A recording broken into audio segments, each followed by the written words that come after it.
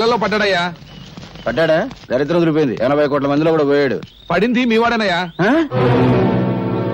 లక్ష్మీ ప్రసాద్, లక్ష్మీ ప్రసాద్ వాడు నేలలో పడి మునిగిపోతుంటే ఈ కుర్రాడే ధైర్యం చేసి కాపాడాడయ్యా.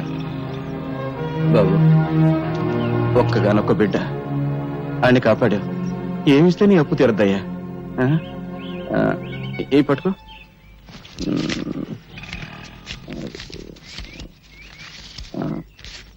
ఇదిగో, ఈ రూపాయికి జేబు నిండా బట్టలు వస్తాయి. రోజంతా ఎకరేసుకుంటూ తిను. ఏనన్నా? జిడ్డు. జిడ్డే? అవును, పరమ జిడ్డు. రూపాయి ఇస్తావా? నేనన్నా అడుగు తినేవాళ్ళ కనిపిస్తున్నానా? జిడ్డు 500 పడే. 500? ఇలాంటివి 500? అవును, 500 కంటే ₹1 ఎక్కువ ఇచ్చినా విసిరేస్తా. నువ్వు విసిరేస్తే నేను ఏరుకుంటాను. పీడుగా ఇదిగో ఇక్కడ కొట్టవాక. ఇక్కడ చిన్న మీద ఉంటుంది. ఇక్కడ దాన్ని జంక్షన్ బాక్స్ అంటారు. అక్కడ కానీ తగిలింది అనుకో మనిషి చచ్చిపోతాడు. అసలు నీకు మెదడు ఉందా? ఉంటే నా బిడ్డ మీద వ్యాపారం చేస్తావా? నీకొక్క కాని ఇవ్వను. ఇవ్వను. ఏం చేసుకుంటావు చేసుకో. ఏం చేస్తానా? రేపు నీ కొడుకు నాకు దొరకపోడా? దొరికిన వెంటనే మడికి పెద్ద బండరాయి కట్టి ఎత్తి నీళ్ళ పడేస్తా. లెక్క సరిపోద్ది. అరే నాయనా, బంగారు కొండ ఆగరా నాయనా. అక్కిపుల ఇవ్వరా అంటే అమెరికా రాసిస్తావని అడిగేటంత గొప్ప మనసురా నీది నాయనా. ఈ ఏరియాలో ఇంకెవరికి సాయం చేయక నాయనా. నీకు ఇస్తా. 1 2 3 4 5. నా దగ్గరే లక్ష్మిని లాక్కున్నాడంటే అమ్మో, వీడు సామాన్యుడు కాదు. ముండివాడు రాజు కంటే బలవంతుడు. ఆయన్ని పట్టుకుని బొట్టలో వేసుకుంటే ఏమైనా చెయ్యొచ్చు. రే విడిగా నైనా, ఎక్కడుంటున్నావురా? ఇప్పుడు నేను ఇక్కడ నిలబడి ఉన్నాను కదా, ఇక్కడ ఉన్నా. రే రే రే, ఏం తెలివితేటలు రా. నీ 500 నా జేబులో పడా. అవును, గాలికి నువ్వు అటు ఇటు తిరగడం ఎందుకు? ఈ కాలనీ నాది. రేపటి నుంచి నాతోనే ఉండు. అయితే నన్ను ఎత్తుకో. ఎందుకు? నా బరువు బాధ్యతలన్నీ నీవేగా. నీ ఆనందం అంగట్లో అమ్మ మొట్ట నలిగిపోతుందిరా.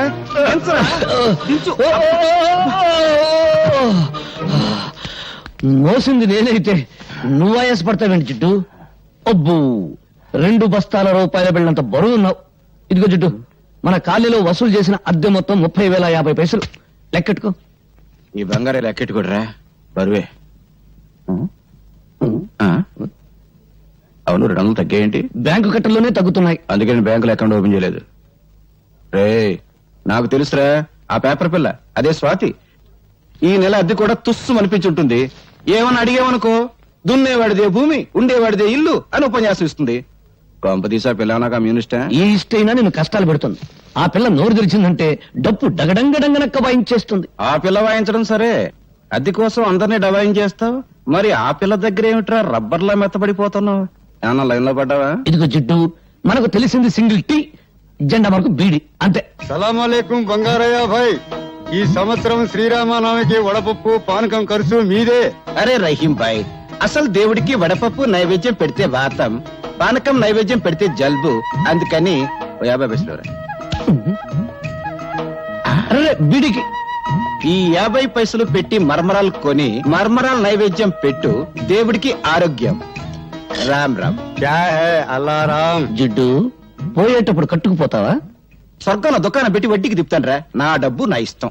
సరే గాని ఈ నెల నా పోలీసు మామూలు పడే. రే, ప్రతి నెల అద్దె వసూలు చేసుకొచ్చి పోలీసు మామూలు పట్టుకుపోతా ఉంటావు. తిండి నాది, బట్ట నాది, నిద్రపోయే మంచం నాది, పళ్ళు తోముకునే పేస్ట్ నాది, ఒళ్ళు రుద్దుకునే సబ్బు నాది, చివరకు నువ్వు దమ్ము కొట్టే బీడీ నాది. అయినా డబ్బంతా ఏం చేస్తున్నావురా? పైగా ఈ దరిద్రపు గడ్డం తీయో, గుడ్డలా మంచి వేసుకో. ఎప్పుడు చూడు ఆ కుక్కి మంచం, ఆ టీ కొట్టు. రే, జీవితం అన్నాక అనుభవించాలిరా. ఇందాక చూసావు కదా, అలాగా కనీసం దాన ధర్మాలు చేయాలిరా. ఇదిగో జిడ్డు, జిడ్డు అను బడ్డు అను నేనే ఇవ్వను. ఇవ్వవా? ఇవ్వను. ఒక్కసారి ఫ్లాష్ బ్యాక్ వెళ్ళు. పెద్ద బండరాయి, ఆ రాయికో తాడు, తాడుకు నీ కొడుకు, పెద్ద బావి, బుడు. అబ్బా, ఈ మేకొకటి దొరికిందిరా కొట్టడానికి. ఇక్కడ ఇక్కడ కొట్టకూడదు. ఇక్కడ చిన్న మెదడు ఉంటుంది. ఇది దాన్ని జంక్షన్ బాక్స్ అంటారు. అక్కడ కొడితే మనిషి చచ్చిపోతాడు. నాకు తెలుసు. ఇంతప్పటి నుంచి కొడుతున్నాను. నువ్వు చచ్చావా? నువ్వు చచ్చినా చచ్చావు, నన్ను మాత్రం చచ్చుతున్నావు. కడు మూసుకో. 700 తీసుకో.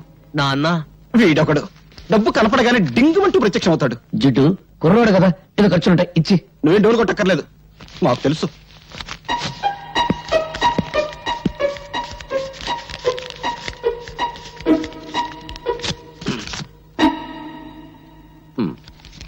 వందేనా ఆ? సోకులు చేసుకుంటూ మోటార్ సైకిల్ మీద డ్రుర్రుమంటూ తిరగడం కాదు, కష్టపడి సంపాదించి తెలుస్తుంది. 100 100 అంటే 10,000 పైసలు. నమస్కారం.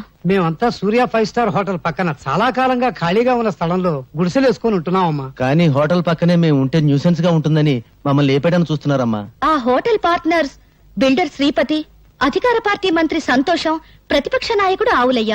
అవునా? అవునమ్మా, అందుకే భయపడుతున్నాం. భయపడే వాళ్ళు హక్కుల్ని సాధించలేరు.